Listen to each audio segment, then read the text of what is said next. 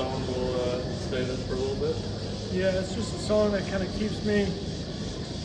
Francisco Lindor uses it, but it's a song that kind of keeps me like loose, you know, like going up to the plate, smiling, having fun, and I don't know. I think it fits my vibe.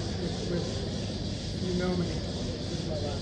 Yeah. You mentioned on Sunday and obviously the changes a lot right now. Do you continue to do that approach?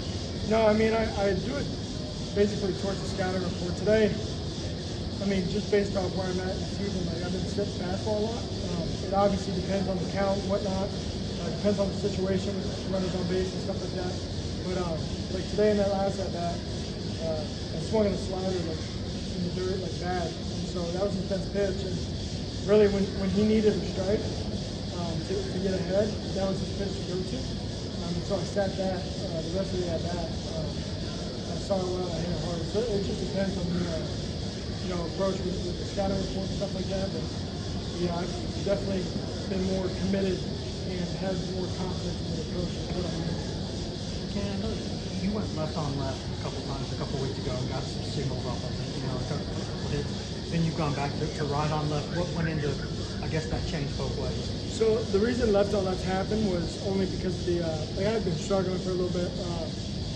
It was only because of the scouting report. I think the on-base percentage was like 250 points higher for lefties, and then the batting average was 150 points higher for lefties. And the only reason I did it, because it depends on like the way I'm seeing it. Like, it depends on his slot and stuff like that. Because I went right on right at Ole Miss on one guy, and it was a very tough look, so I flipped it the next at bat. But that lefty guy for Texas A&M wasn't too far across from his body. It was more of the top a little bit. So it wasn't a bad look for me to be able to go in there and hit left on that. Have you been tempted to stay on the left side? How would you fit that?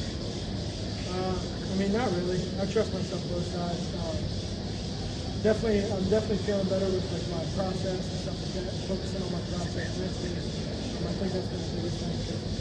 I feel like I have the ability from both sides to do what I know I can do, and yeah, it's just been working. Cannon, from here, these last 2 games that particularly has clicked, or is it just the confidence in the approach?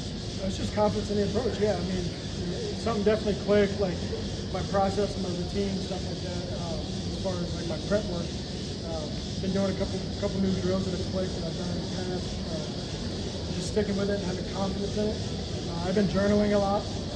Probably used up a full journal in the past 2.5 weeks. So that's been really good for me mentally. And working with Doc Whitney here in Tennessee has been really good as well. How much do you have to fight the urge to overthink versus just like reacting and playing? Are you a guy who just, when you write things out, when you think them out, it turns out better for you in the long run? Yeah, like when I write it down, it organizes my brain.